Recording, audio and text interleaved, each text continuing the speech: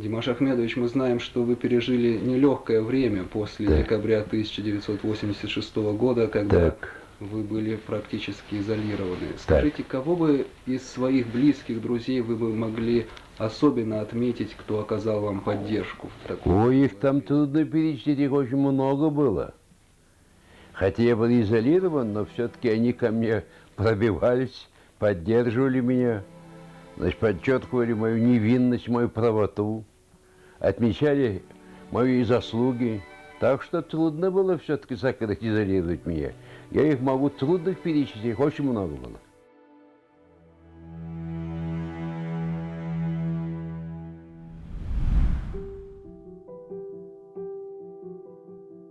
Наши цели – больше демократии, больше социализма, лучшая жизнь трудящегося человека, величие и благо страны.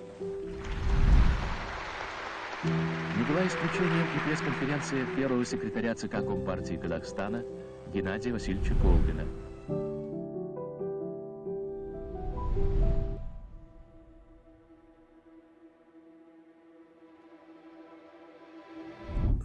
Март, по-моему, мартовский пленум был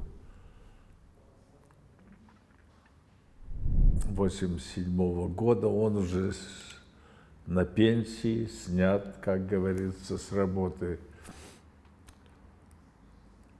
Я как член ЦК присутствовал на этом пленуме.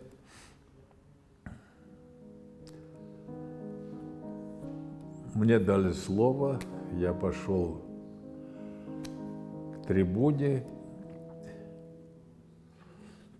и посмотрел в зал. И увидел, что Димаш Ахмедович сидит в зале, в центре зала. А вокруг него пустые кресла. Люди боялись рядом с ним сидеть. Члены ЦК. Только члены ЦК на пленуме бывают. А каждого из них он выбирал, воспитывал, подводил к этому месту, чтобы они могли войти в зал как члены Центрального комитета. Это очень высокая тогда в республике должность была.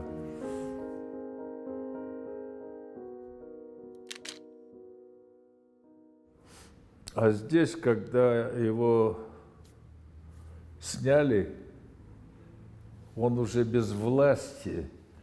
И вот эти люди все от него в сторону отошли. И боялись рядом сидеть, чтобы случайно не заговорить с ним.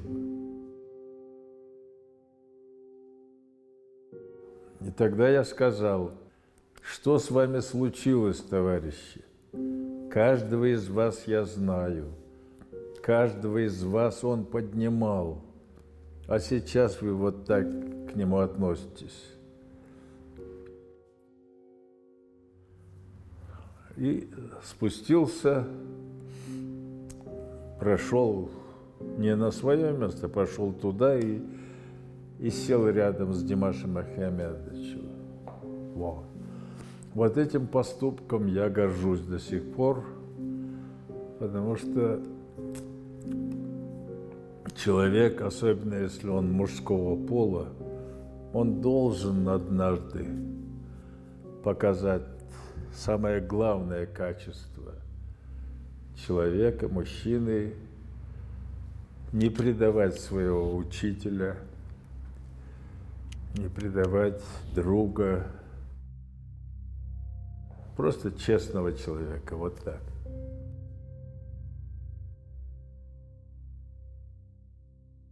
Біраз уақыт өткеннен кейін Зухра Шариповнамен әңгімелесіп отырғанда маған былай деп айтты. Нұрсұлтан Абишев маған телефон соқты дейді. Олар сөйлеспей кетті ғой, араласпай кетті. Сонан кейін екеуміз сөйлесе бастаған кезде ол кісі бастады дейді, сағындым деп. Бұрынғыдай келгісі келді деп бастады дейді. Мен сол кезде оған айттым дейді. о туралы не ойлайтынымды бәрін айттым дейді. Екеуміз кәдімгідей ұрысып қалдық дейді. Қатты айттым дейді. Сені баламыздай көруші едік деп сондай сөздерді айтты. Маған ыңғайсыз оның бәрін айтуға да. Содан кейін Димаш Ахметович жұмыстан келгенін көрдім да, телефонды тастай салдым дейді. А мен о кісіге айтам, неге тастай салдыңыз? Арғырата сөйлесе бермейсіз бе десем, жоқ, маған Димаш Ахметович рұқсат бермейді дейді.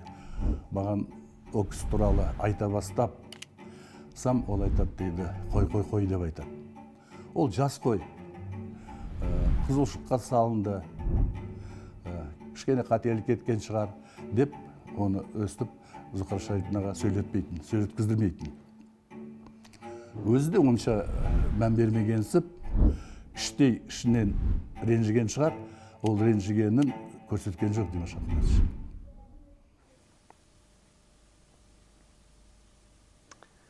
После ухода с Димаш Ахметовичем никакой у нас связи, разговора не случилось, тем более в 1987 году в июне проходил пленум ЦК КПСС, где на пленуме его освободили за недостатки в работе из состава Политбюро.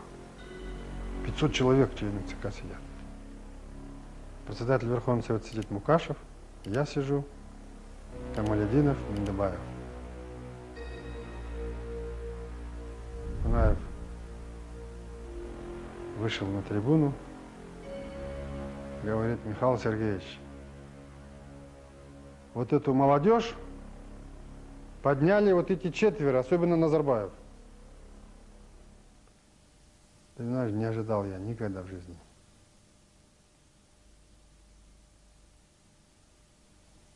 Спасибо Мукашеву, не забуду, соскочил с места и крикнул на весь зал: это неправда. Мне стало так плохо. Впервые в жизни у меня давление стало 140/100. Я терял сознание, у меня никогда не было давления. В последнее время, особенно после его освобождения, мне по-человечески жалко было Димаша Ахметовича.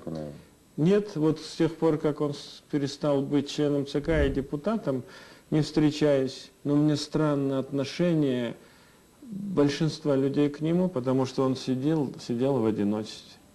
Вот все, кого он боготворил или благословлял, каким-то образом остыли или, наоборот, бросали ему камни в спину. Может быть, вот сейчас я тоже какой-то камешек бросил. Нет, я бы не сказал. Но, во всяком случае, вот в одной из самых последних встреч, на последней сессии, он так высказал мне, говорит: я в тебе очень сильно ошибался.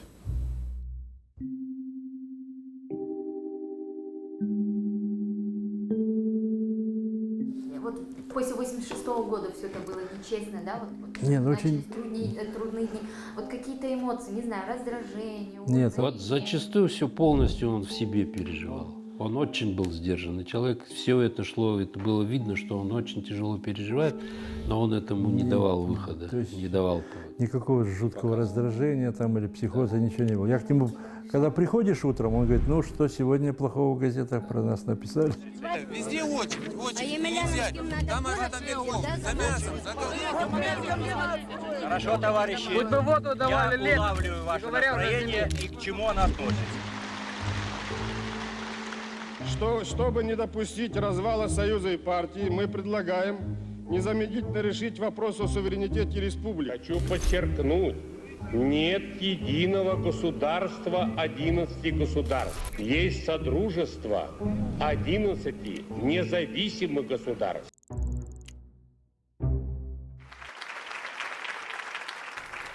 Димаш Ахметович, мы знаем, что вы не любите говорить о политике, но я все-таки хочу спросить у вас, как вы чисто по-человечески относитесь к тому факту, что Советского Союза уже фактически не существует?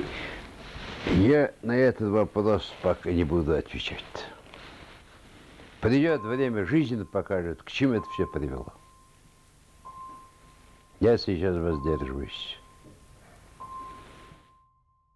А вы считаете, что в Советском Союзе жилось лучше?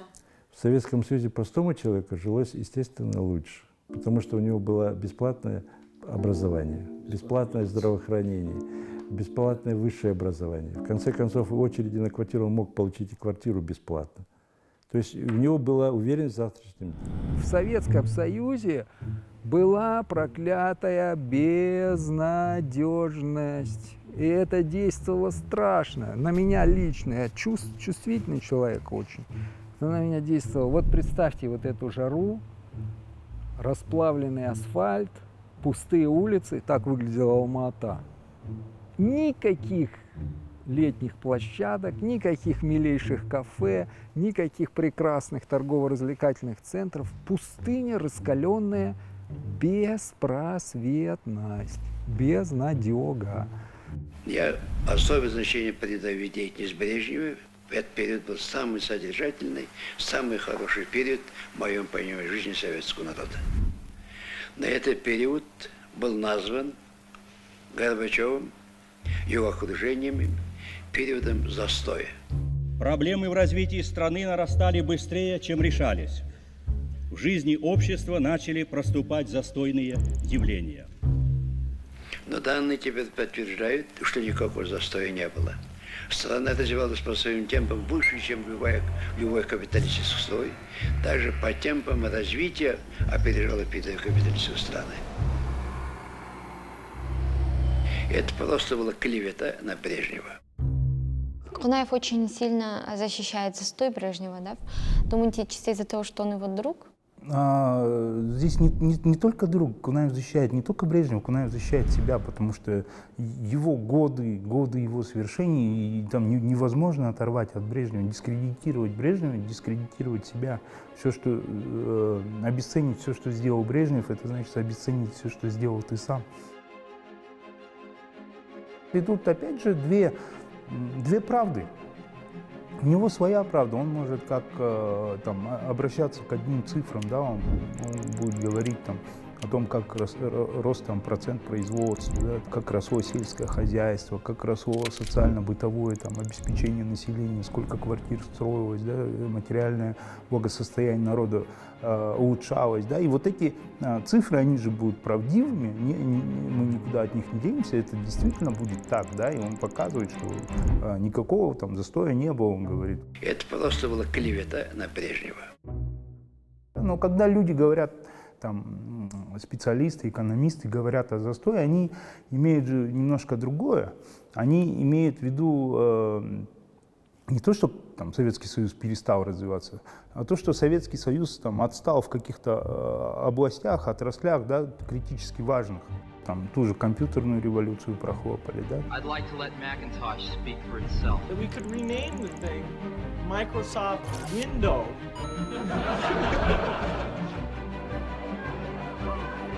Не было там обеспечения элементарными услугами, элементарными товарами. Вроде социалка с одной стороны была, но вот товаров народного потребления в необходимом качестве не было. Да? Люди не могли себе там несчастные «Жигули» купить. Моя позиция однозначна. Нам нужно больное общество лечить. Никакие таблетки не спасут. Нужны серьезные радикальные меры. Вот тут я попался, можно сказать, на этом деле. Сам того не зная, веря, что то, что говорит Горбачев, это закон для партии, это закон и для Кунаева, закон для всех, для нас, и мы это должны делать немедленно. Я тоже стал выступать в этом духе, понимаете? И часто стал ходить к Кунаеву с предложениями, давайте исправим это положение. Я вижу. Вот там Кустаная, у Демиденко неважно, у Левинцова там плохо, вот. В Северном Казахстане неважно. В Кызылорде неправильно, нету там столько скота. Вообще нету таких. И нету 4 миллиона овец в Семипалатинской области. По Мине нету. Как это нету? Ты что? Очень горячее воспринятие перестройки и перемен, которых мы ожидали, и невосприятие теми, кто стоял выше нас, И наше поколение оказалось посередине. Можно сказать, между молотами и наковальней. Эпоха менялась, жизнь не изменялась. Старые кадры верить этому не хотели, продолжались держаться. Разрешите, товарищи делегаты, от вашего имени заверить Центральный комитет, что коммунисты, все трудящиеся Советского Казахстана сделают все для успешного выполнения планов 11-й пятилетки и тем самым внесут достойный вклад в дело строительства коммунизма.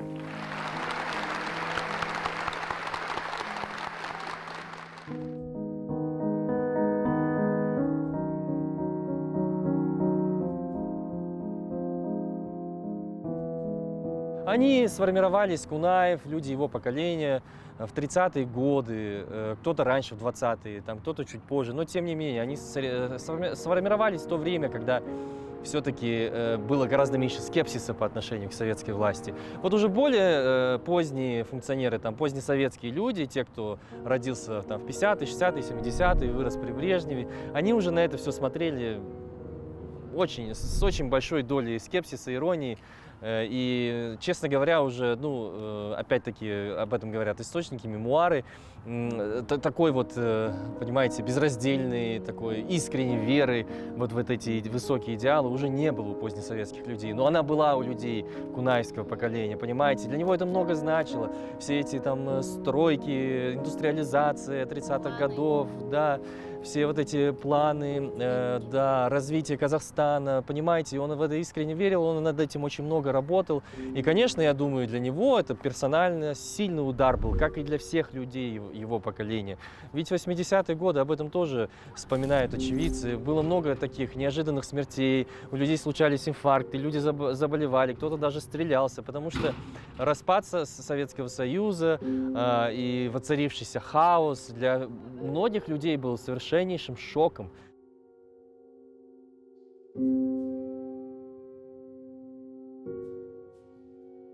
И хотелось бы также узнать, вы являетесь в настоящее время членом какой-либо партии? Нет, не являюсь. Я ни в какой партии не состою и не собираюсь. Я был коммунистом и в душе остаюсь коммунистом. Кунаев коммунист. Кунаев коммунист, но он взял, может быть, от этого романтическую часть, пассионарную, как многие любят говорить. И Кунаев в этом плане напоминает Че Гевару. Че Гевара – это как раз тот романтик, тот коммунист-романтик, который собственно, и ставил во главу угла эти прекрасные идеи равенства, братства, справедливости. Ведь просто бессовестные манипуляторы, эти самые назначенцы коммунистические, они все время врали. Они манипулировали и спекулировали на этих светлых идеалах, которые они подчеркнули из произведений Томмазо Кампанелла, Маркса, Энгельса, которых потом уже цинично достаточно переработал под себя Владимир Ильич Ленин и использовал это для создания гигантского концлагеря под названием Советский Союз. Однако то, что сделано, должно быть оценено по достоинству. Общество получило свободу, раскрепостилось политически и духовно, и это самое главное завоевание, которое мы до конца еще не осознали, а потому, что еще не научились пользоваться свободой. Товарищ Сахаров, вы уважаете съезд или нет? Этот период необъективного охаивания, незаслуженной критики, все, что было сделано народом Советского Союза за год, за 70 лет советской власти. Это был период начала распада великой страны. Это был период ликвидации главы партийных комитетов. И этот период я бы назвал периодом преступления Горбачева. По после прочтения книги, с другой стороны, показалось, что он обижен на Горбачева чисто из-за того, что он устроил всю эту атаку грязную, ну, как бы, атаку против Кунаева. Конечно же, он обижен был. Он его ненавидел, можно сказать, да?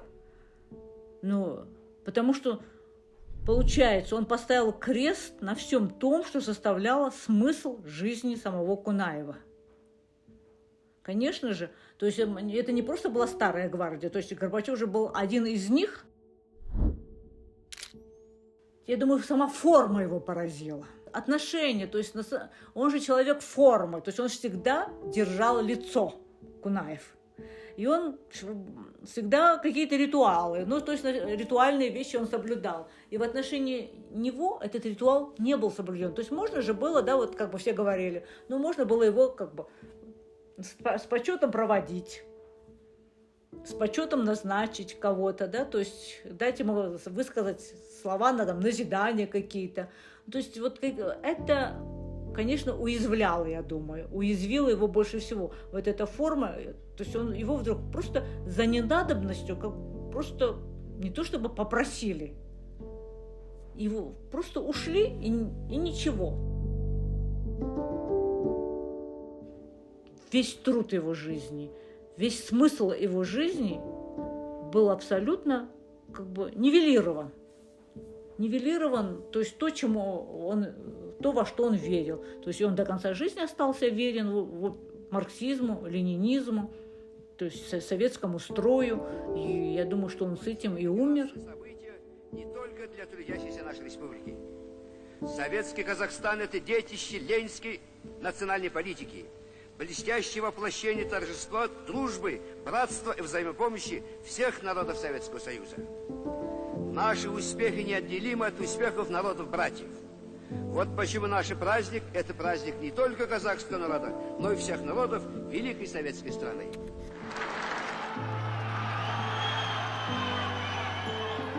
Я прекращаю свою деятельность на посту президента СССР.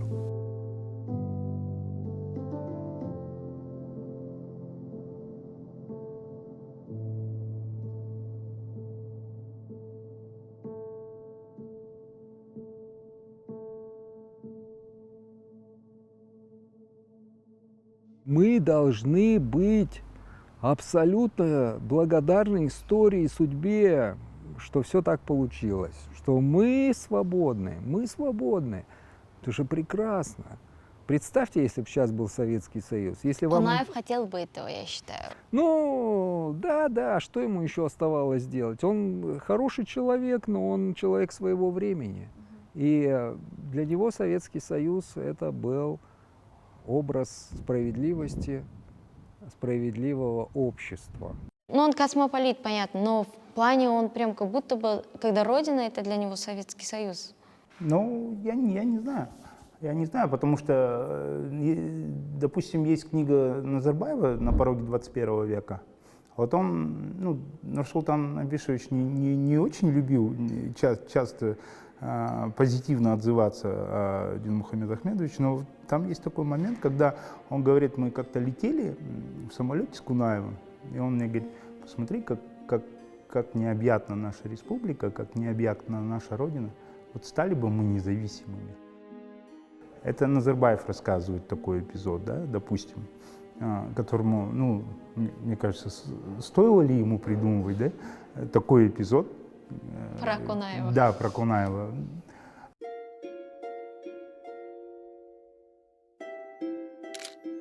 Кунаев, конечно же, себя ощущал все больше и больше, я думаю, к концу своей жизни национальным лидером. В этом плане он, конечно, перерос, вырос из этой шинели партийной своей, понимаете? То есть если в начале, может быть, в своей карьеры в 30-е, в 40-е годы, все-таки он себя в большей степени ощущал таким аппаратчиком, партийным работником. Я думаю, что под конец жизни он уже ощущал себя, конечно, национальным лидером. Он всегда топил за казахов и за Казахстан. То есть он же все время вытаскивал этих людей. То есть и для него это было радостью. То есть он, конечно, понимал эту политику, да, но он знал, да, вот я же вам приводила пример с Розой. Она «карагыз» он говорил, она «кішкентай карагыз». То есть для него это было радостью, что кто-то из наших, из казахов, то есть тот же самый этот Ушкемпиров, да, Шакен Айман он как нежно любил, да, то есть это для него это было, что у нас появилось свое собственное казахское кино, казахские режиссеры. И киностудию «Казахфильм» это благодаря же ему, в общем-то, да, стали строить. Ему хотелось, чтобы это было вот всенародное такое, всемирное признание. И когда у Олжаса такое случилось, у Сулейменова, естественно, он был любимчик номер один, да, потому что, ну, кого знали на этом советском пространстве? Ну, надо признать, конечно, Олжаса.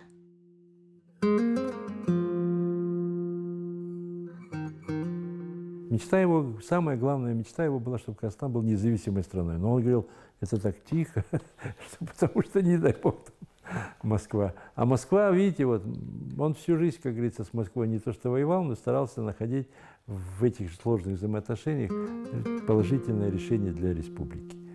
Помню, и вы тоже мечтали о Казахстане как о независимом государстве.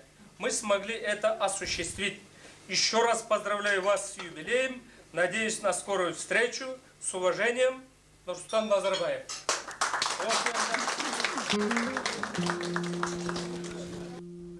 В 88-м, по-моему, умерла жена его.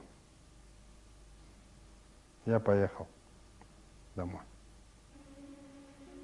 Когда я зашел, как бы Димаш Ахметович ждал меня. Как положено у казахов, мы обнялись. Слезы такие скудные на его глазах. Я тоже в этом плане эмоциональный человек. И мы обнялись. И в таком состоянии, народу много, стояли сколько-то долго, не знаю, кто о чем думал в этот момент. Может быть, о том, почему мы вот разошлись, рассорились. Почему это случилось.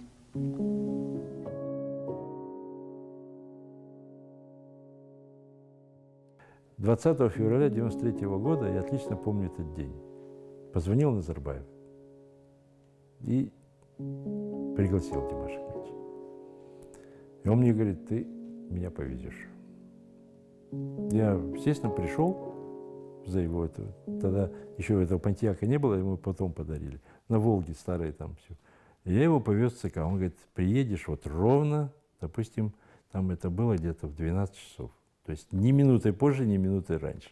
Ну, то есть мы не должны ехать задрав штаны, там позвал. Позвал, хорошо, будем разговаривать.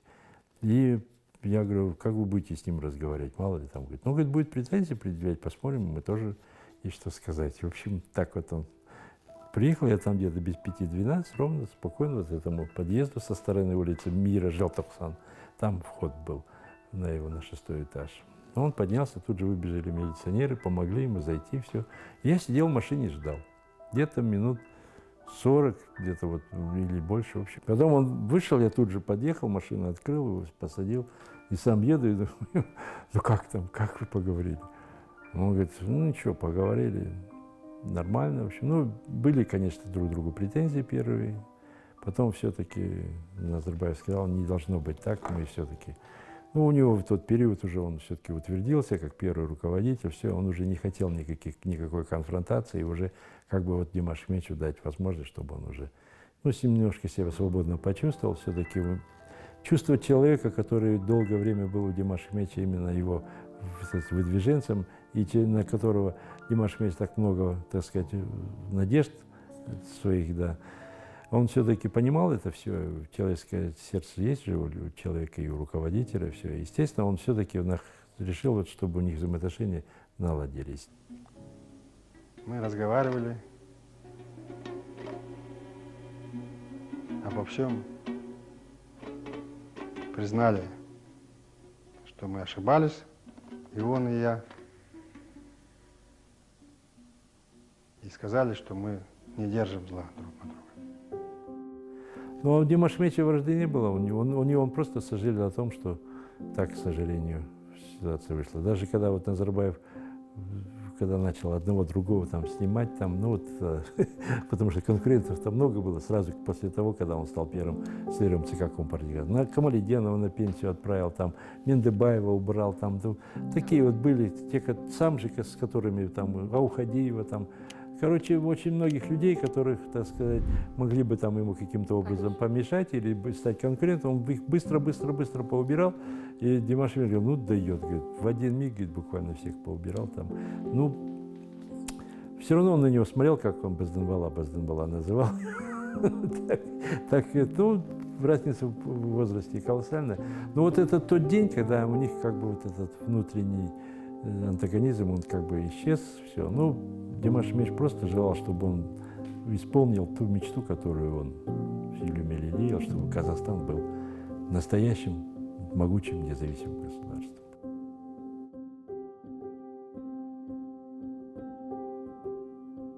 Я учила историю, ну, я помню, да, что мы учили, и когда я вот только начинаю вот брать интервью историков, и вы, когда говорите какие-то имена, ну, я знаю некоторых только из-за того, что я работаю, мне это интересно, и я сама начинаю что-то читать, допустим, там Ашимова кто-то говорит, вы Кенесов, говорит, Аюльбекова, да? Вот это я знаю не по учебникам, а по вам, Учебники я знаю Сагон, все эти дела, Орта Гасыр, Алтын Орда, Агорда, потом я знаю Назарбаевский период. Почему вот этого нет? Очень правильный вопрос, вообще очень правильно вы отметили, потому что вот у нас так сложилось на самом деле, что там в какой-то момент люди, которые, так скажем, занимались идеологией, они переключились полностью на восхваление одного человека. Все это, вот этот культ личности стал подменять все остальное. Никого нельзя было. Вы говорите сейчас про советское время, да? Там, я знаю просто людей, которые там готовили проекты по независимому Казахстану, да, по истории независимого Казахстана, там 20-30 лет, там же тоже вычеркивали всех. Никого нельзя говорить, ни Терещенко, ни Кажигельдина, ни Тасмагамбетова. Ой, уберите эту фотографию. Вот это вот, зачем вы про это упомянули? И все, и в конце проекта остается один Нурсултан Абишевич, который от начала до конца. Вот такое было отношение. На самом деле эти люди, кстати, так скажем, дискредитировали его. Они сделали зла больше Назарбаеву, чем все его недруги. Ну, это моя точка зрения, это мое мнение. Есть же определенные государственные проекты там, по истории, да, там, допустим, какая-то очередная история Казахстана пишется, да, там, очередной какой-то труд готовится. И вот эти чиновники, они частенько, ну не частенько, но по крайней мере я такое видел, да, они давали такие пожелания. Убирайте Кунаева, Кунаева не надо, убирайте его, зачем о нем. И, собственно говоря, когда там пятитомник предыдущей истории Казахстана выходит, главный пятитомник, на который все мы как бы должны ориентироваться, там было 6 или 7 упоминаний Кунаева, 2 из них в негативном ключе, там 4 или 5 в нейтральном. В общем, даже такого портрета Кунаева не дали. И понятно, что это было не желание историков. Да? Я в том пятитомнике не участвовал, но просто я знаю, что это не было по желанию историков. Это не было. Они бы готовы были дать. Здесь как бы было по желанию верхов. Они принимали это, как бы сказать, они принимали это по своей инициативе. Да? Это их была инициатива, но они в то же время понимали, что вот там понравится, да. Был вот какой-то определенный уровень, вот до этого там восхваляйте, до этого говорите, но у тех какие-то колманцы. Ну это незаслуженное. Да, конечно. Оно должно было быть больше. Да, оно должно было быть больше. Его, конечно, наследие должно было изучаться. Там многое можно было сделать, потому что это действительно важная, большая часть истории. Там, наверное, опять же, там, с точки зрения родственников Кунаева, это было мало, да? Да. Наверное, он заслуживал больше. Да, город, как минимум, говорили. Да, но это совсем сказать, что вот Назарбаев хотел стереть из истории Кунаева, ну, не получится. Это будет несправедливо.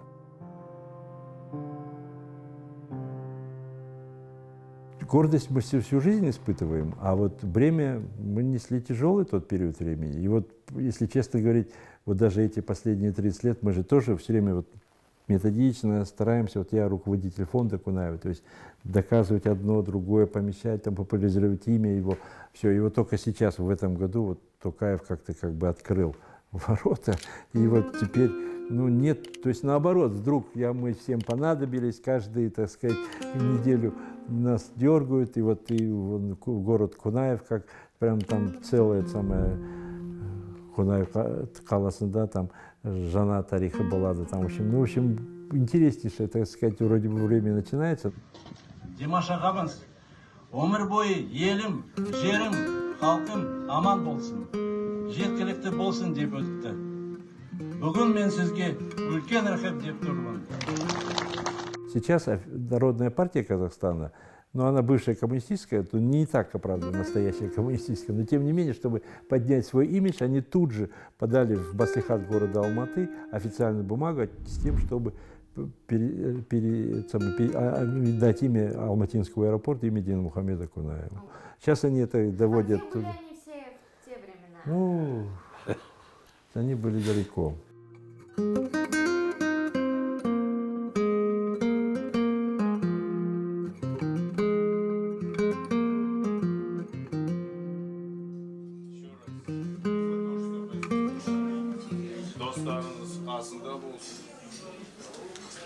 Вот здесь я вижу друзей, многие из них по-настоящему показали в трудное время, что они друзья.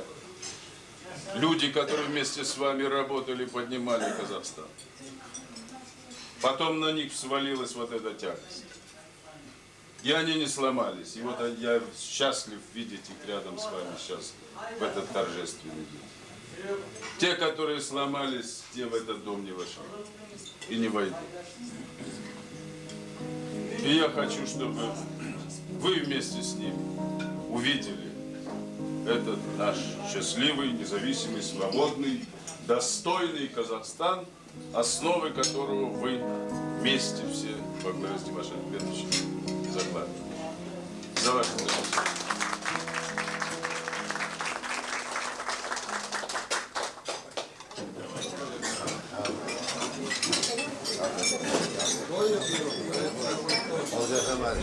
Только слушайте, вот ты отдел очищай. Да.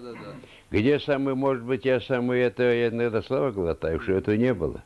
Хорошо. Потом больше и подсократи. Мы с тобой друг другу наговорили столько целых бочек.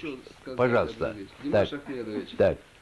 Скажите, пожалуйста, можно ли как-нибудь еще прийти к вам и побеседовать на интересующие вас и нас темы? Я никогда не отказывался. Пожалуйста, приходите. Какие вопросы есть, и с удовольствием буду беседовать. Ну-ка, давайте-ка нас всем будем двоих фотографировать. Вот уберите табуретку. Кто-то без конца звонит, кто не берет телефон, а? Во время и после просмотра интервью мне он показался, как будто он очень закрытый, резкий. Что касается Димаша Ахмедовича, там не было и намека на это. Это был, наоборот, такой, я бы сказал, высший пилотаж советского руководителя. Ну, до свидания, товарищи, до свидания. Ну, до свидания, до свидания. Как ваш величает-то? Светлана. Дальше? Викторовна. Светлана Светлана Викторовна. еще. Будем знать. Тимур сейчас величает. Булатович тебе, Булатович. Ну, письма был. Но надо сказать, он человеком был абсолютно закрытым, сдержанным, и он трудно шел на контакт, и он был очень настороженным. Все, зачем это дело, это не относится. Это вы спросите, у вас сейчас какой путь они ведут. Это вы считаете? Это мое было другой путь, вот это не мой вопрос. Желаю успеха, дорогие мои. И я, наконец, взяла у него такое, сказала, ну, давай интервью, я дам. Как вот Кунаев я дам интервью, который вот все-таки у руля этого государство, я его все время говорила, вы же столько лет, четверть века возглавляли, вам есть что сказать. Он говорил, все, что я хотел сказать, я сказал в своей книге. Он мне подарил эту книгу, естественно. Я говорю, ну нужно на камеру, чтобы люди видели. Он сказал, ну хорошо. И вот он, все, что было, вы видели это интервью, он сказал, он практически выучил, это отрывки из его книги, которые он просто прочитал на камеру. Это был период расцвета культа личности Сталина. В этот период мне пришлось трудиться на строительстве Балхарского мореплавания «Гиганта». В этот период я уже работал председателем Совета министров республики. Этот период характеризуется тем, что было ликвидировано много государственных учреждений. В этот период страна развивалась планомерно, имела большие успехи во всех отраслях народного хозяйства. Этот период был самый содержательный, самый хороший период в моем понимании жизни советского народа. Вот он дал такое официальное интервью, и, наконец, он, как-то более-менее, наверное, проникся. И он сказал, давай я съезжу, отдохну, и после этого мы продолжим эту работу. Я сказала, хорошо. Он уехал. И, в принципе, конечно, если бы в тот момент у меня были деньги, он сказал, либо ты приезжай туда. Он поехал в Алма-Арасан. Тут в сторону Талдыкургана, куда он обычно ездил отдыхать.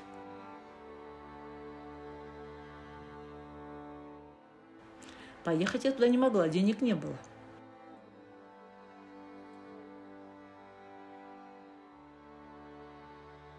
Я ждала его возвращения, но его привезли оттуда уже в гробу.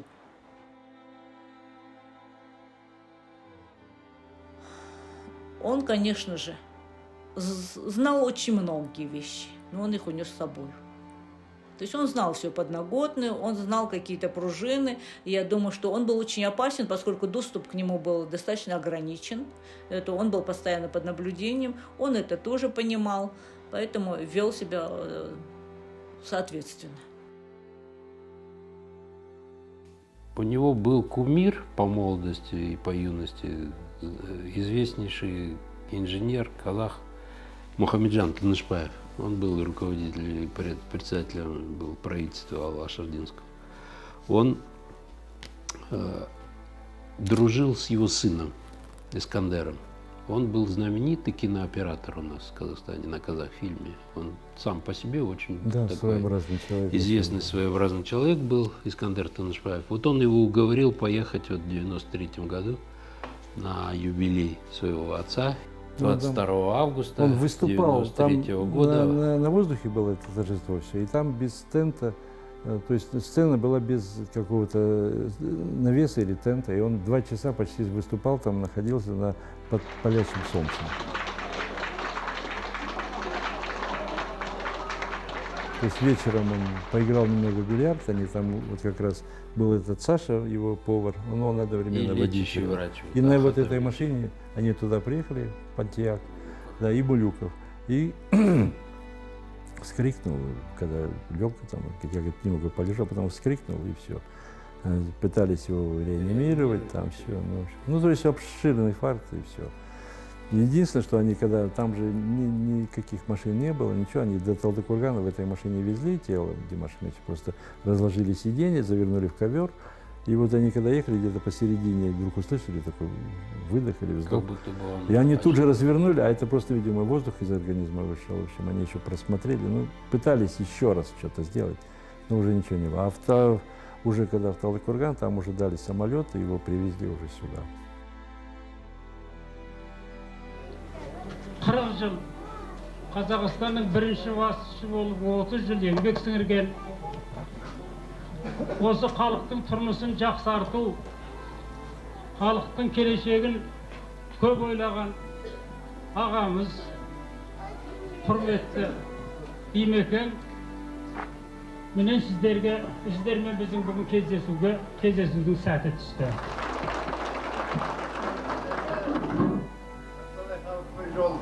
Барлықтар маған өте көп жылы сөздер айтты. Менің еңбегімді айтты. Мен туған күнімді айтты. Ал сенден айтқан жылы сөздерім сіздерге үлкен рахмет. Туысқандар ағайындар. Менің ешқандай жұмысым жоқ, мен пенсия жүрген адаммын. Ben ata-babamın şehrine geldim. El yurtuma selam verecek.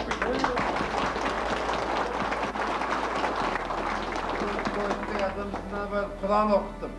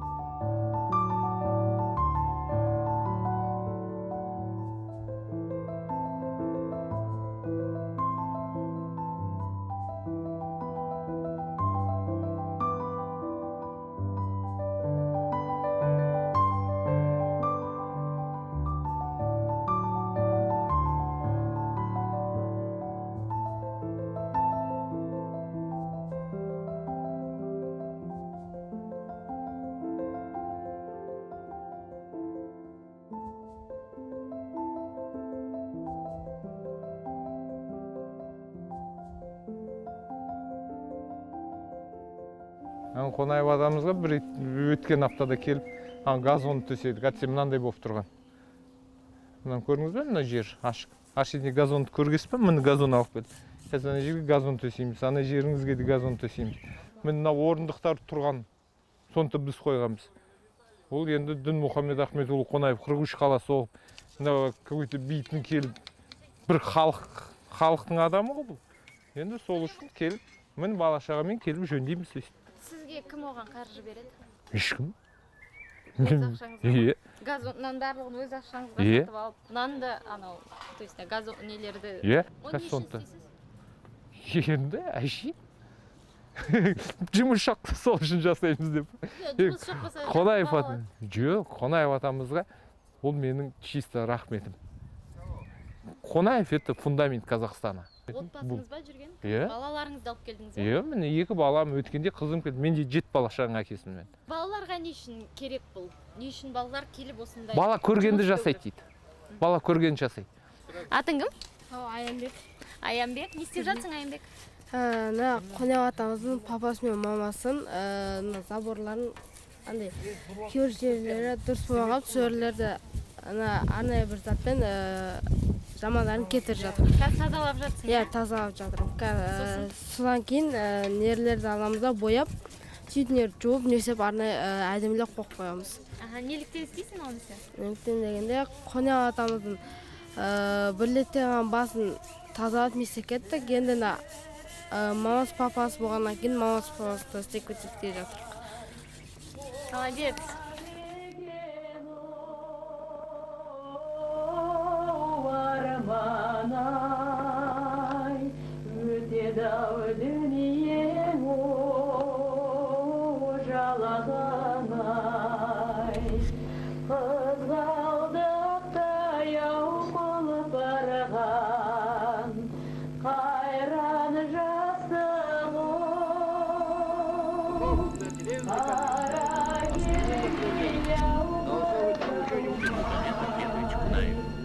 Уважаемые товарищи, по многовековой юбилей Казахской Республики.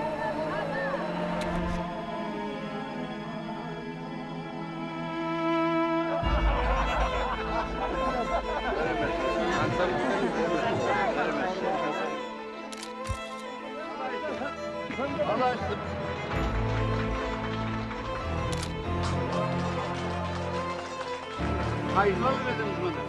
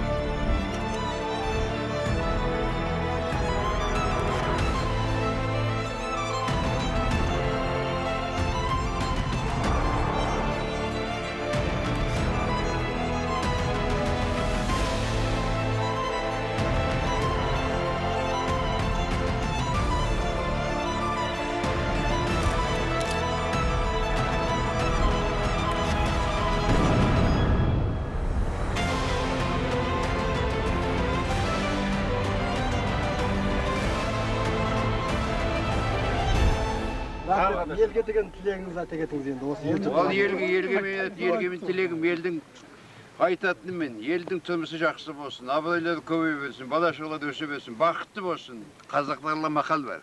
Еркектің жасы екеру дейді. Вот соған баруымыз керек. Соған барыңыз. Екеру жасаңыз. Соған барыңыз. Аға мен мына телевизияға сіз туралы мен бір айтып берейін. Иә.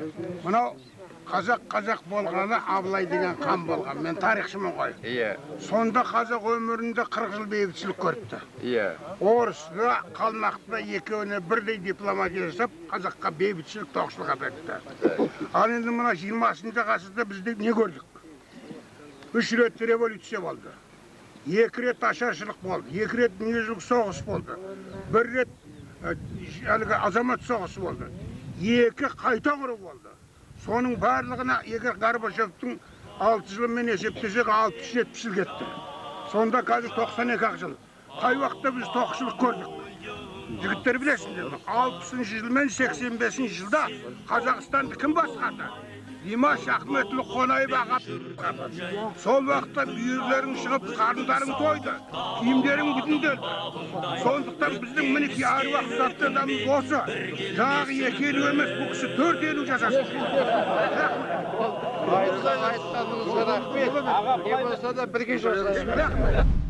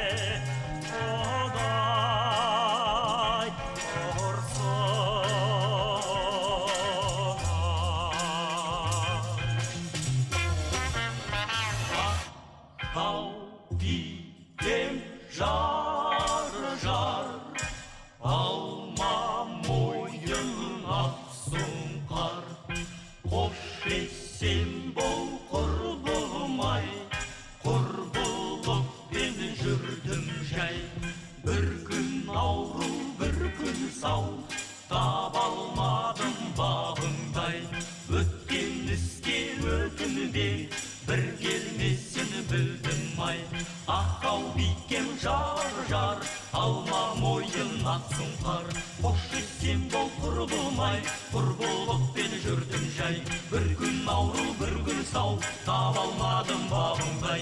Ötken іске өкінге, бір келмесін білді.